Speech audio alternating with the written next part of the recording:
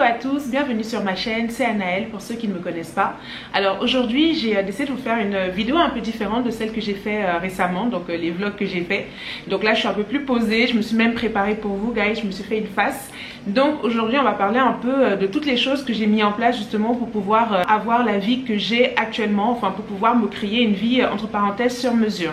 En fait cette vidéo va carrément s'intituler comment j'ai entièrement changé ma vie, parce qu'en fait c'est ce qui s'est passé.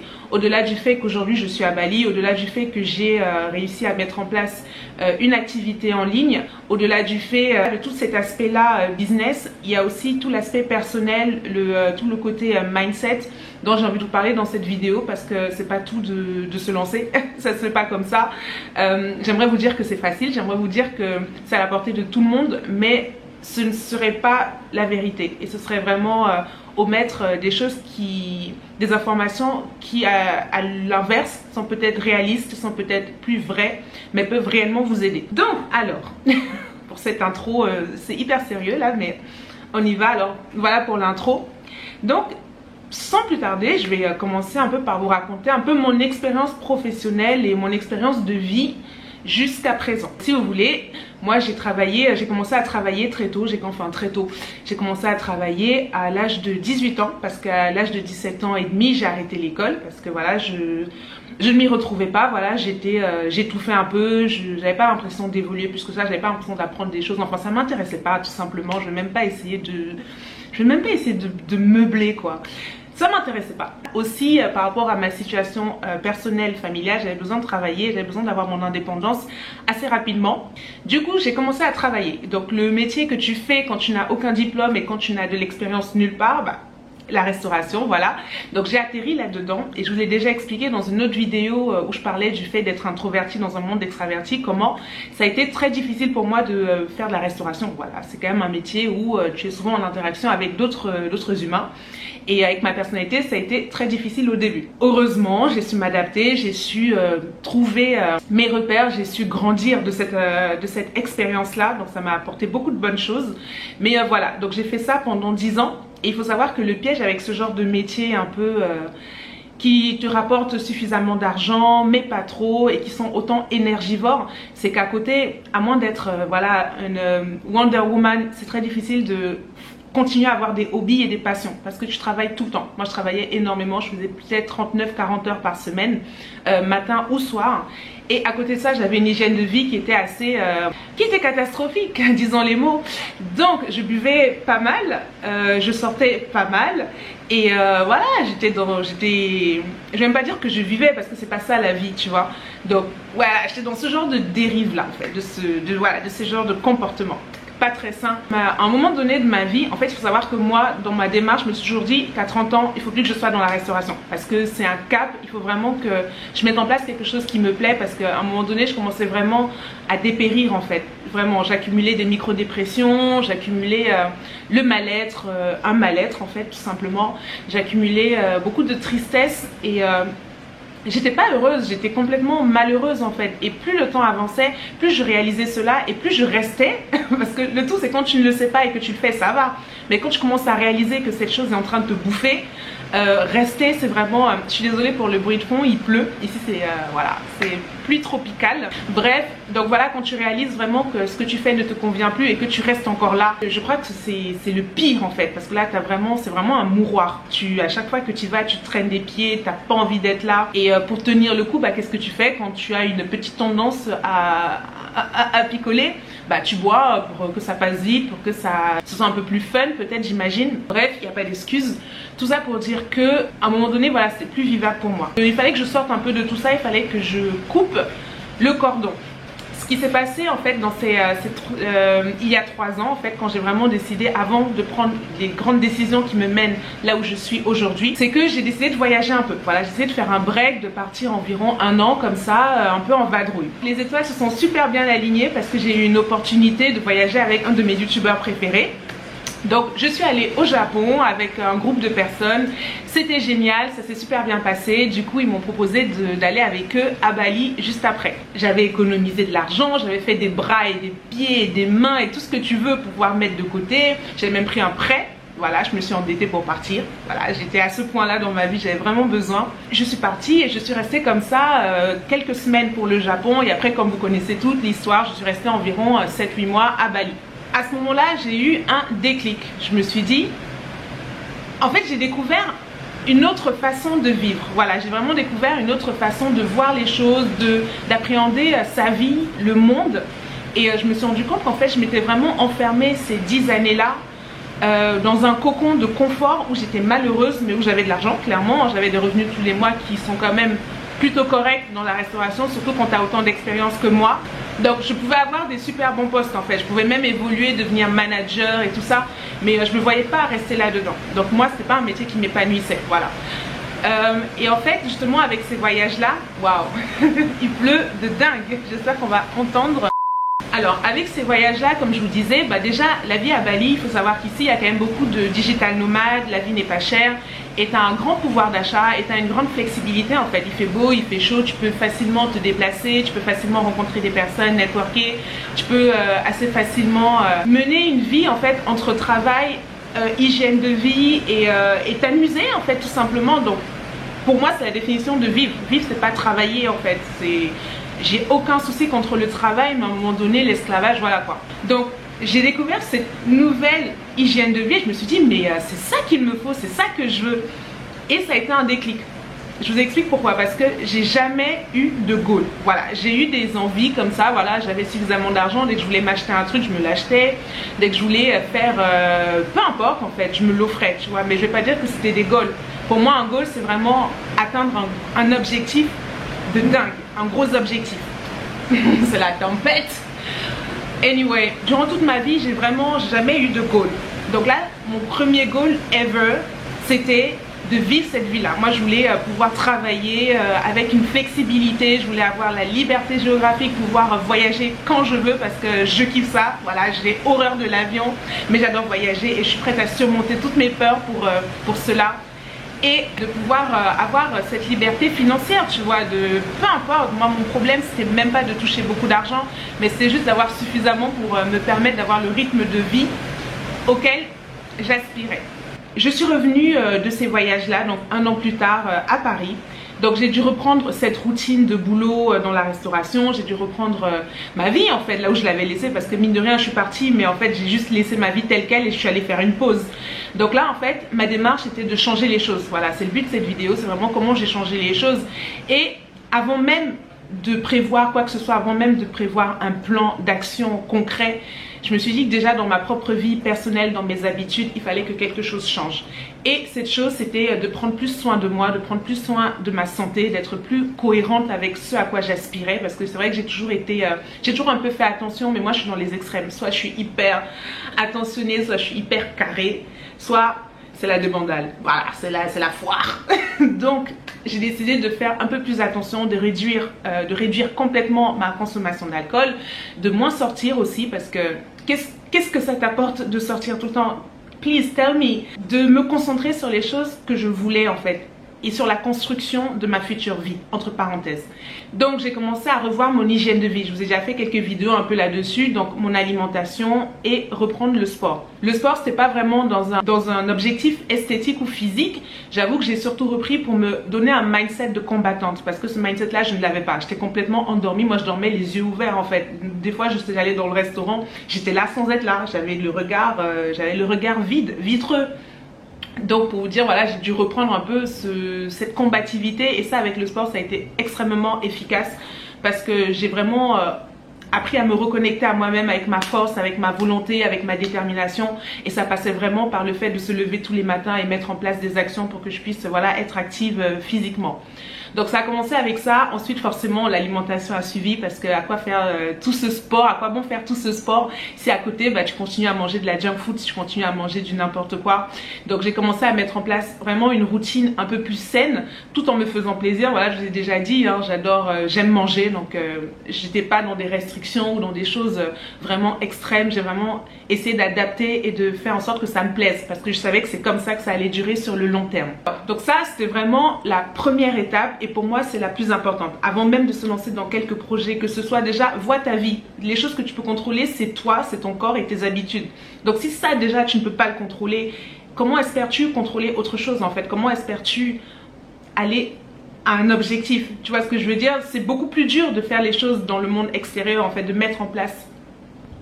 C'est plus dur de mettre en place des actions dans le monde extérieur parce que tout ne dépend pas de toi, tu vois, c'est un peu hors de ton contrôle. Alors que la chose qui est vraiment en ton contrôle, bah, c'est toi, c'est ton alimentation, c'est ton hygiène de vie, c'est ce genre de choses. Donc ça, c'était vraiment la première étape que j'ai fait. Alimentation, faire plus de sport, voilà, reprendre vraiment le contrôle sur moi en fait, sur mon mental, sur mon énergie, sur ma vitalité parce que c'est lié et il faut savoir que l'alimentation influence quand même le cerveau. Donc à un moment donné quand tu manges du n'importe quoi et tu as une vie vraiment, voilà, où tu ne fais pas attention, bah tout ça, ça affecte ton intellect, ça affecte ton moral. Donc ça c'est une chose que j'ai vraiment remarqué. Je ferai peut-être une vidéo un peu plus tard là-dessus parce qu'il y a beaucoup de choses à dire, mais en tout cas je vous donne les grandes lignes dans cette vidéo-ci. Ensuite, en troisième, comme je vous disais un peu plus tôt, je n'ai aucun diplôme. Ce que j'ai dû faire, c'est que j'ai dû me former. Donc là, on rentre dans la deuxième phase. Heureusement que j'ai travaillé, j'étais salariée à l'époque. Donc ce que j'ai fait, c'est que mon argent, bah, vu que je ne sortais presque plus, je n'étais plus trop dans les coûts, on va dire ça comme ça. Je crois que c'est une expression de vieux, but anyway. J'ai commencé à investir sur moi, donc j'ai commencé à me payer des formations parce que tu n'as pas d'expérience, enfin si j'ai de l'expérience dans la restauration mais je peux pas forcément faire de la restauration et voyager et bref, c'était pas du tout compatible avec le plan.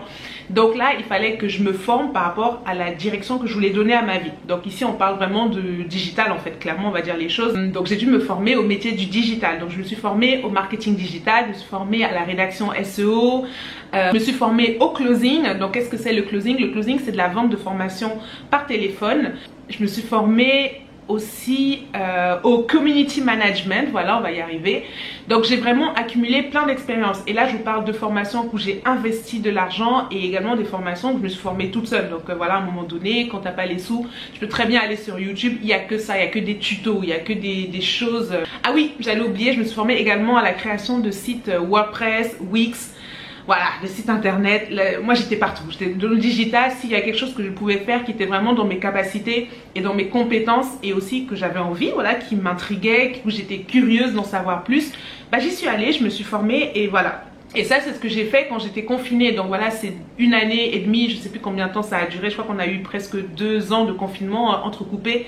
Bah c'est ce que je faisais, voilà, moi j'étais en train d'étudier, j'étais en train vraiment de mettre en place des briques pour la vie que je voulais, donc c'est-à-dire de voyager, de travailler en voyageant, d'avoir la liberté géographique, d'avoir la liberté financière et d'être à mon compte tout simplement. Aujourd'hui nous sommes quand même dans une ère où la connaissance est accessible, donc vraiment je pense qu'on n'a pas d'excuse pour pas faire les choses. Si tu veux vraiment apprendre quelque chose, tu peux l'apprendre, payant, gratuitement. Après c'est vrai qu'il y a différentes étapes, tu peux commencer gratuitement, mais payer une formation, payer un accompagnement, ça va vraiment être le level supérieur. C'est vraiment ce qui va te faire rentrer vraiment dans le bain, tu vois, vraiment c'est ça qui va te permettre d'avoir le réseau, ça qui va te permettre d'avoir les contacts qu'il te faut par la suite pour trouver tes clients et pouvoir exercer à ton compte. En numéro 4, c'est un des très important, voilà, je vais dire un des plus importants, mais tous les points que je vais citer ici sont vraiment très importants. Je vous fais vraiment les grandes lignes. Ça a été d'économiser et de simplifier ma vie. Bah oui, parce qu'à un moment donné, quand tu veux voyager, quand tu veux devenir digital nomade, il faut savoir que tu peux pas emporter ta maison avec toi. D'ailleurs, tu peux pas emporter la maison tout court. Donc, tu deviens un peu SDF digital. Non, mais il faut dire les vérités. Tu deviens ta vie doit contenir dans des valises, voilà, dans quelques valises de préférence, parce que sinon tu te trimbales à chaque fois tout ce poids, ce poids mort en fait. Ce que j'ai fait, c'est que j'ai commencé à devenir un peu plus minimaliste. Donc ces 2 années où je suis revenue de mes voyages, il faut savoir que j'ai acheté peu de vêtements. Mais quand je dis peu de vêtements, c'est que quand je vous montrais ma sandale dans mon blog qui est complètement destroy, ou en vous montrant ça, je vous montre que j'ai absolument aucune dignité quand il s'agit de vêtements. C'est pas une blague. J'ai acheté très peu de vêtements, j'en avais pas besoin. Enfin, à un moment donné, je me disais de toute façon, on est confiné, c'est du n'importe quoi, c'est la fin du monde. J'ai pas besoin de mettre mon argent là-dedans. Pourquoi? Donc oui, j'ai vraiment simplifié ma vie. Je suis devenue plus minimaliste par rapport à avant. J'avais vraiment cette tendance à acheter plein de trucs. Voilà, c'est un peu le souci. Quand tu as de l'argent et que tu n'as aucun goal, quand tu n'as aucun objectif, et que tu n'as aucune éducation financière aussi, parce que tu m'aurais dit meuf, tu aurais pu investir, mais ta go ne savait pas tout ça. Moi je connaissais pas tous ces trucs là, donc moi je vais vraiment au jour le jour et je dépensais mon argent dans des choses vraiment inutiles. Donc je vous parle de fringues, de maquillage, de sèche-cheveux, de crème, de tout ce que tu veux. Je dis pas qu'il faut pas se faire plaisir, mais à un moment donné, il faut quand même revoir vraiment ce que ça t'apporte et si ça vaut vraiment l'investissement. Donc j'ai commencé à économiser tout mon argent. Il faut savoir qu'en presque 2 ans, j'ai pu économiser, j'ai pu mettre de côté environ 10 000 euros. Donc c'est 10 000 euros là que j'ai pu investir par la suite dans la 5e étape qui était lancer des business. Ouais, c'est pas des réussites, je n'ai pas, pour l'instant, je ne pourrais pas dire que j'ai eu des réussites. Je ne vais pas vous dire, voilà, je suis un génie du business, je suis arrivée comme ça sans rien savoir, sans savoir comment je m'appelle. Et j'ai réussi à générer des 1000 et des 100 en lançant des business parce que j'avais la volonté et le mindset. Non, c'est pas vrai. Ça n'existe pas. Enfin, ça peut exister, hein. Il y a des gens qui te racontent des choses sur internet, t'as vraiment l'impression que c'est possible. Mais, spoil alert, ce n'est pas possible. La réalité, elle est très différente. Donc il faut savoir que j'ai créé un site internet de toutes pièces pour moi.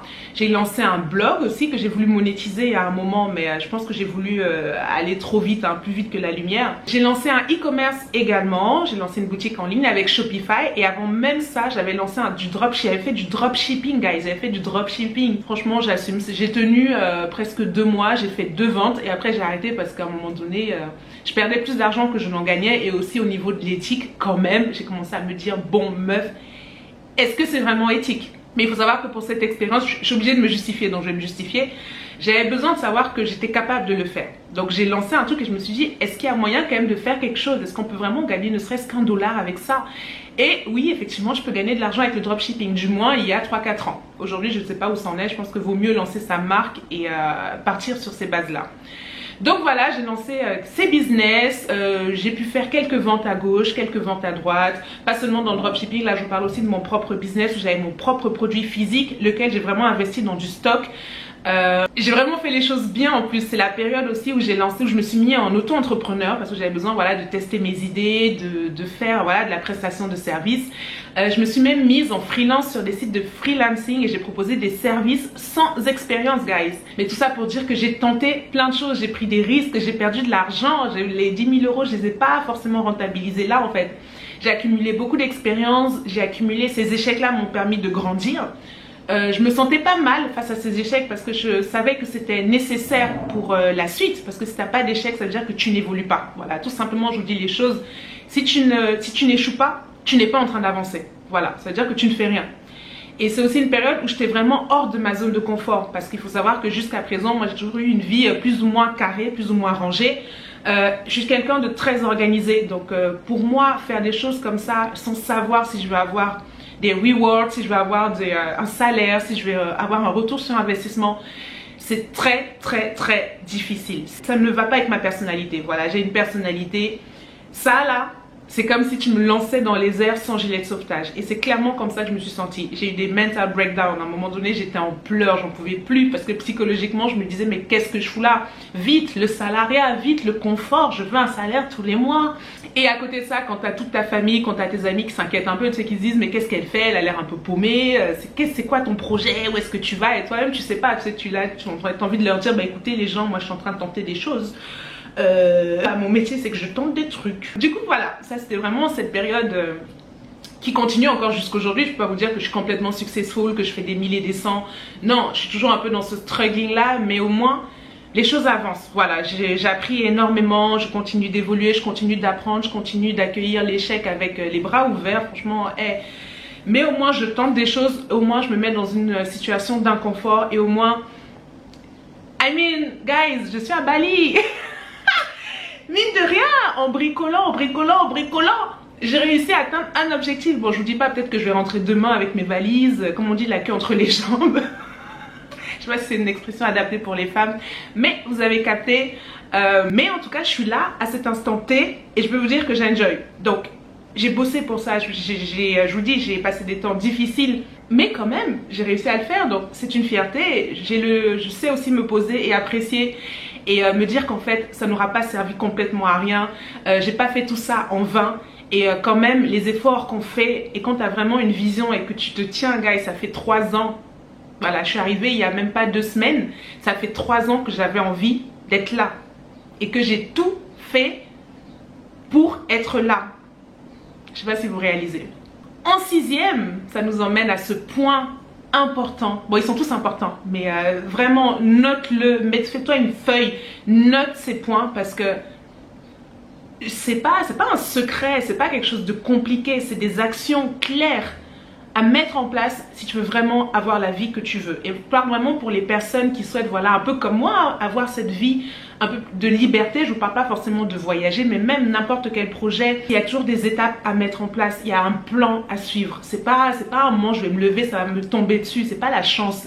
La chance, ça doit arriver 1% dans ta vie, c'est minuscule. Tout le reste, c'est des œuvres que tu auras mis en place, c'est des choses que tu auras placées, ce seront des graines que tu auras plantées.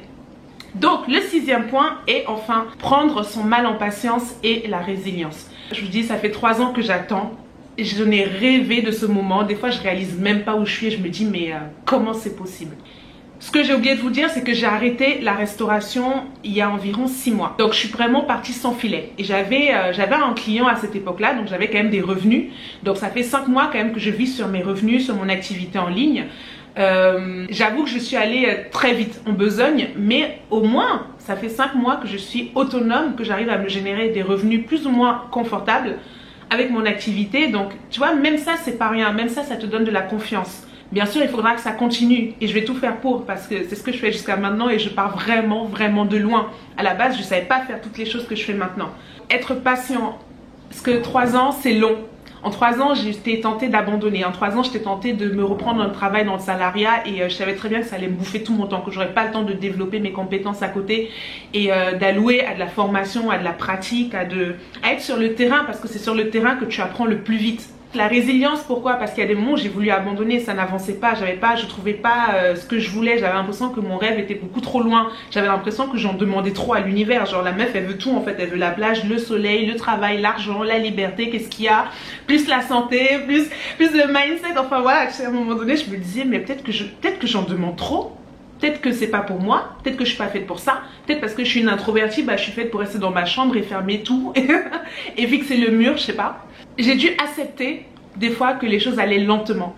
J'ai dû accepter des fois que ça paye pas tout de suite. Voilà, tu peux allouer ton temps, des heures et des heures passées devant l'ordinateur, j'ai les yeux secs mon gars, et que y a rien en fait, voilà, parce que je me génère des revenus depuis 5 mois à peu près.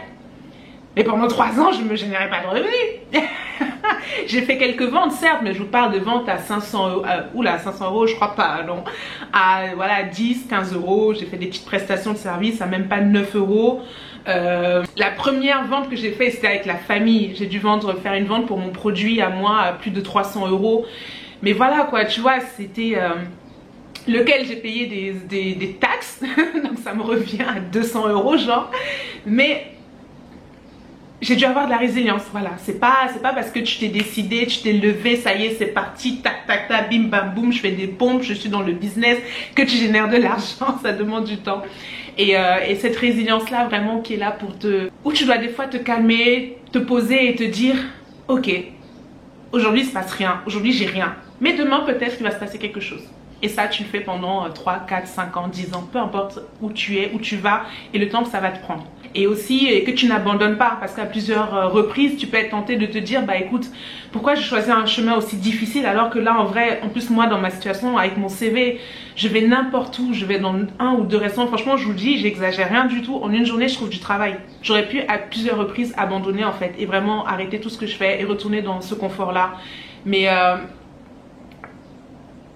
je suis tenace les gens. Et s'il faut que je mange des pâtes toute la journée, même s'il faut que je boive de l'eau avec du sucre. Donc voilà pour la vidéo d'aujourd'hui. Elle est un peu longue, mais j'avais besoin de dire toutes ces choses-là. J'avais besoin de vous montrer vraiment les points étape par étape qui m'ont mené là où je suis aujourd'hui, à mener cette vie que j'ai rêvée. Donc aujourd'hui j'ai d'autres objectifs, je me suis mis de nouveaux goals parce que en fait c'est un moteur de ouf et j'adore. J'adore ce genre de challenge. Et forcément quand on te met certains goals et qu'on les atteint, ça nous permet d'avoir un peu plus confiance en soi. Donc effectivement c'est quelque chose aussi que j'ai gagné récemment, c'est cette confiance en fait, de me dire qu'en fait j'étais capable de faire des choses. Même si je pars de loin, même si j'ai pas de diplôme, même si j'ai pas fait de grandes études, en fait j'ai juste besoin d'un moteur. Et aujourd'hui, j'ai compris comment je fonctionne et j'ai compris vraiment ce qui me drive et qui me permet d'être un peu plus épanouie dans ma vie. Donc c'est vraiment ce que je souhaite à n'importe qui d'entre vous et c'est ce que je te souhaite à toi. Si mon message te parle, si c'est vraiment quelque chose dans lequel tu te reconnais, si tu es dans la même situation que dans laquelle j'ai été il y a quelques années, n'hésite pas à me contacter, à m'envoyer un petit message en DM, soit sur Instagram, soit sur Facebook. Et à rejoindre mon groupe, j'ai créé un groupe justement pour les personnes qui souhaitent générer des revenus en ligne, comme ça, qui souhaitent un peu apprendre un peu plus ce qui se fait dans le monde du digital et ce qui est possible pour elles.